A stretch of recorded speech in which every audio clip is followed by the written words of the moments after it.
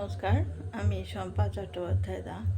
শ্রী শ্রী ঠাকুর রামকৃষ্ণদেব ছিলেন বঙ্গতনয়া এবং বীর সন্ন্যাসী বিবেকানন্দ তিনিও বঙ্গ সন্তান ছিলেন।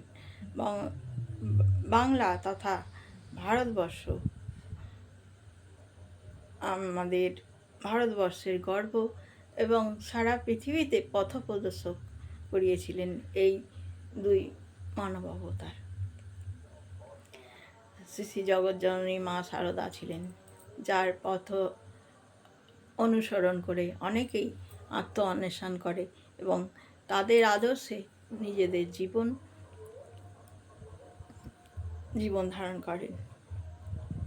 শ্রী শ্রী রামকৃষ্ণদেব খুবই সহজ ভাষায় নিজের বক্তব্যকে প্রকাশ করতেন এবং তার সেই কথা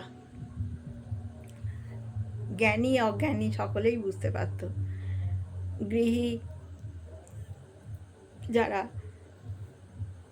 জ্ঞানী সকল ধরনের মানুষ তার কথাবার্তা বুঝতে পারত। তিনি এমনভাবেই সুন্দরভাবেই বুঝিয়ে বলতেন। তা আমার গানের বিষয়বস্তু স্বামী প্রেমেশানন্দের লেখা। আমার কথার বিষয়বস্তু বঙ্গ হৃদয় গোমুখী হইতে, ওই জন্যই বঙ্গ কথাটা এলো। ভারতবর্ষ সাধক সাধিকার দেশ। শ্রী শ্রী ঠাকুর রামকৃষ্ণদেব বলছেন, একটি পুকুর, সেখান থেকে একদল ইংরেজ সেখান থেকে জল নিচ্ছেন, বলছে ওয়াটার। একদল মুসলিম জল নিচ্ছে, বলছে পানি। আর একটি হিন্দু কলস হয়ে জল নিয়ে যাচ্ছে, বলছে জল। বিষয়বস্তু সেই একই, নাম আলাদা আলাদা। সেই চৈতন্য সত্তা একই, তার নাম ভিন্ন ভিন্ন। অ্যান্টনি ফিরিঙ্গিতে যখন ভোলা ময়রার সঙ্গে তরজাগান হচ্ছে, তখন উত্তম কুমার লিপে বলছেন, ঐহিকে সব ভিন্ন ভিন্ন, অন্তিমে সব একাঙ্গী। ঐহিকে আমরা ভিন্ন ভিন্ন, কেউ মুসলমান, কেউ হিন্দু, কেউ খ্রিস্টান, কেউ জৈন, কেউ পার্সি, কিন্তু আমাদের ঐহিকেও আমরা ভিন্ন ভিন্ন নই। আমরা ভিন্নতা করেছি নিজেদের জন্য। ব্লাড গ্রুপ আমাদের এক, A plus, A minus, B plus, B minus, A B plus, A B minus, O plus, O minus. এই তো আমাদের ব্লাড গ্রুপ। সুতরাং আমরা ঐহিকেও আমরা একাঙ্গী। মানুষ ভিন্নতা করে নিজেদের মধ্যে। ঈশ্বর প্রদত্ত মানুষের মধ্যে অনেক ভালো গুণ আছে। যেমন শরীরচর্চা করলে শরীর ভালো থাকে, মানুষের দেহের উন্নতি হয়, শরীরের স্বাস্থ্য ভালো থাকে। তেমনি এইসব ঈশ্বর প্রদত্ত বৃত্তিগুলি চর্চা করলেও মানুষের ভালো সুন্দর মনের চর্চা হয়, মানুষের মন উন্নত হয়, মানুষের মন ভালো থাকে, মানুষের স্নেহ মায়া দয়ায় ভরে যায় মন। তাই আমি এই গানটা শুরু করছি, একটু গাইতে চেষ্টা করছি তাদের আশীর্বাদ মাথায় নিয়ে। তাদের ইচ্ছেতেই তো সব। ভালো লাগলে একটু সাবস্ক্রাইব করবেন, আপনাদের ফ্রেন্ড সার্কেলে অবশ্যই শেয়ার করবেন, কমেন্ট করবেন। আপনাদের আলোচনা সমালোচনা দুই সাদরে গ্রহণযোগ্য। আমি শুরু করছি। বঙ্গ হৃদয়ে গোমুখী হইতে, করুণা গঙ্গা বহিয়া যায়। এসো ছুটে এসো, কে আছো মানব, শুষ্ক কণ্ঠ পিপাসায়। ব্যর্থ বাসনা অনল দহন, সহিলে কত না জনম মরণ। আলে আর সাথে ছুটিতে ছুটিতে, শ্রমজ সলিল সিক্ত কায়। স্নিগ্ধ সলিলে এবারে ডুবিলে, সকল জ্বালা জুড়ায় যায়।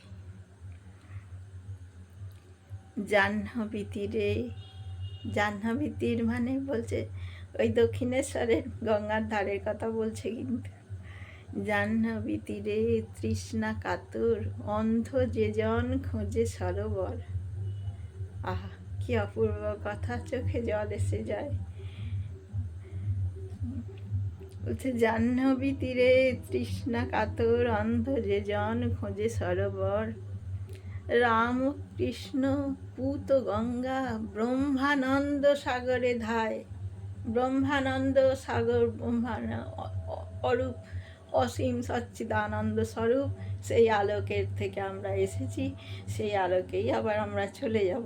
মাঝের এই দুদিক দিয়ে ঘেরা ঘর, রবীন্দ্রনাথের কথায় দুদিক দিয়ে ঘেরা ঘরে তাতে যদি এতই ধরে, চিরদিনের বাসাখানা সেই কি শূন্য হয়? জয় জয় অজানার জয়। জাহ্নবী তীরে তৃষ্ণা কাতর, অন্ধ যে জন খোঁজে সরোবর। রামকৃষ্ণ পূত গঙ্গা, সেখানে তো মহামানবের নৌকা নোঙর করেছিল।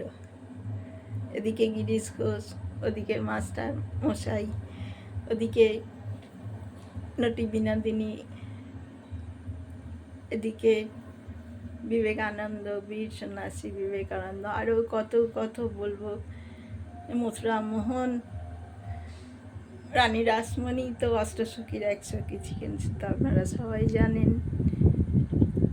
হ্যাঁ, অবতার বরিষ্ঠায় রামকৃষ্ণায় তে নমঃ।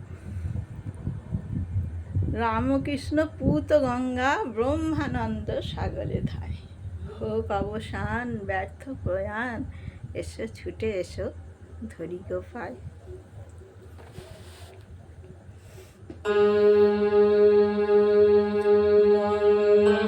হৃদয়ে গোমুখী হইতে করুণা গঙ্গা বহিয়া যায়।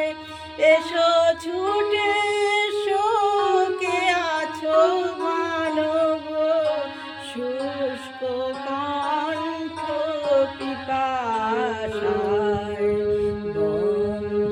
হৃদয়ে গোমুখী হইতে করুণা গঙ্গা বহিয়া যায়।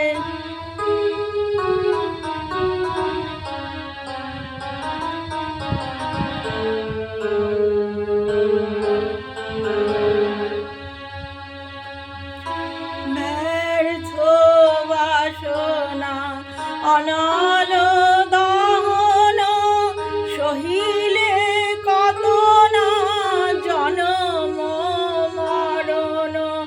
ব্যর্থ বাসনা অনল দহন, সহিলে কত না জনম মরণ। আলে আর সাথে ছুটিতে ছুটিতে, আলে আর সাথে ছুটিতে ছুটিতে, শ্রমজ সলিল সিক্ত কায়। স্নিগ্ধ সলিলে বারে ডুবিলে, স্নিগ্ধ সলিলে বারে ডুবিলে, সকল জালা জুড়াবে তাই। হৃদয়ে গোমুখী হইতে করুণা গঙ্গা বহিয়া যায়। এসো ছুটে এসো, কে আছো মানব শুষ্ক কণ্ঠ পিপাসায়।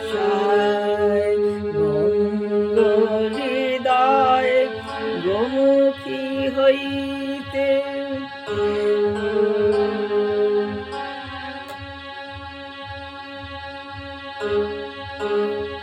জাহ্নবী তীরে তৃষ্ণা কাতর, অন্ধ যে জন খোঁজে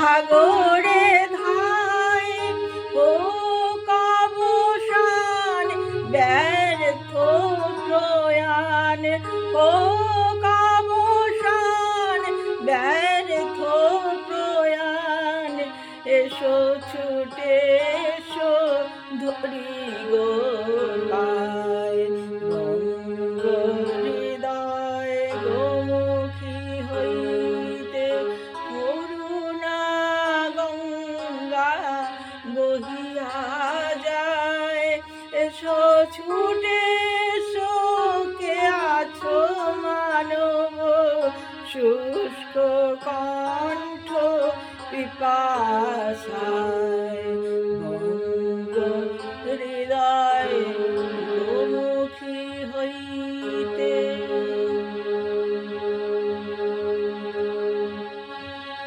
আমাদের হৃদয়ের ভক্তির লাল জবা মা নেন, গ্রহণ করেন। লোকের কাছ থেকে চুরি করে তুলে এনে সেদিনকে ঈশানবানন্দজি মহারাজ এই কথাই বলছিলেন, মায়ের পায়ে দিলাম, আসলে করলাম চুরি। পড়ুন আর না পড়ুন, আমার গুরুদেব বলতেন, শ্রী শ্রী রামকৃষ্ণ কথামৃত, বিবেকানন্দ রচনাবলী, দ্বাদশ জ্যোতির্লিঙ্গ, শিবপুরাণ, এসব ভালো ভালো শ্রী শ্রী চণ্ডী, এসব চার ধাম বই, ভালো বই, এসব ভালো ভালো বইগুলো পড়ুন আর না পড়ুন চোখের সামনে রেখে দেবেন। সারাদিনের মধ্যে একবারও ইচ্ছে হবে একটা ট্রেনে দেখি পড়ি, এরকম করতে করতে একদিন দুদিন একটু একটু পড়তে ইচ্ছা হবে। আর যদি পারেন রাত্রিবেলা একটু করে রামকৃষ্ণ কথামৃত 1 অধ্যায় 2 অধ্যায়, বেশি না, পড়বেন, দেখবেন ভালো লাগবে। আসল পুজোর উপচার আমাদের কিন্তু গাছের ফুল বেলতে পাতা নয়। ভুল কথা বলছি একটা, নিশ্চয়ই মনে হচ্ছে, না ভুল কথা নয়। আমাদের হৃদয়ের এই ভক্ত হৃদয়ের ভক্তিটাই ঠাকুর নেন। গাছের ফুল বেলপাতা প্রতীক মাত্র, গাছের ফুল বেলপাতার পূজা হয় না, ওইটা প্রতীক মাত্র। আমাদের ফুল হৃদয়ে আমার মন সাজিতে চলছি জবা ভক্তি রঙে লাল। আমাদের মনের ভক্তির রং দিয়ে যে জবা ফোটে আমার হৃদয়ে, সেই জবা ফুল আমি মায়ের পায়ে অর্পণ করব। এবং যতটা পারবেন নিজের অন্তরটা পরিষ্কার রাখবেন, বিবেকের ঝেঁটা দিয়ে পরিষ্কার করে। সেখানে ঈশ্বর প্রদত্ত যে ভালো গুণগুলো আছে সেই গুণগুলো সেখানে প্রতিষ্ঠা করবেন। ধূপের পরিবর্তে, গঙ্গা জলের পরিবর্তে, বেলপাতা এসবের পরিবর্তে এ হচ্ছে মানস পূজা। আর ঈশ্বরেরও যাওয়ার অন্য কোনো জায়গা নেই। মনে বাজারে ঈশ্বর থাকে না, ঈশ্বর থাকেন ভক্তের হৃদয়ে। তাই আমরা যদি সেই হৃদয়টা পরিষ্কার পরিচ্ছন্ন করে রেখে দিই, ভগবান সেখানে অনায়াসেই যে যেভাবেই যে নামেই, কৃষ্ণ বলুন কালী বলুন, যে যে রূপে তাকে দেখতে চান সে সেই রূপে এসেই দেখা দেবে, ধরা দেবে। রামকৃষ্ণদেব বলুন অবতার বরিষ্ঠার রামকৃষ্ণায় তে নমঃ। ওঙ্কারনাথ ঠাকুর তিনিও বীরেশ্বরানন্দ ব্রহ্মচারী, তিনিও উত্তমানন্দ ব্রহ্মচারী, তিনি। সুতরাং এই হৃদয় মন্দিরটা আমাদের সবসময় ভালো করে পরিষ্কার করে রাখতে হবে, সেখানে ঈশ্বর এসে বাস করবেন। অন্য কোনো জায়গায়, পৃথিবীতে কোনো জায়গায় তার যাওয়ার গতি নেই, ভক্তের হৃদয়ে তিনি থাকেন। আমরা যদি তাকে জায়গা না দিন, তিনি কোথায় যায় বলেন? আবার সে যদি আমাদের হৃদয়ে না এসে বসে, আমাদের হৃদয়টাই বা কোন অসুরকে জায়গা দিয়ে রাখবে বলুন? নমস্কার।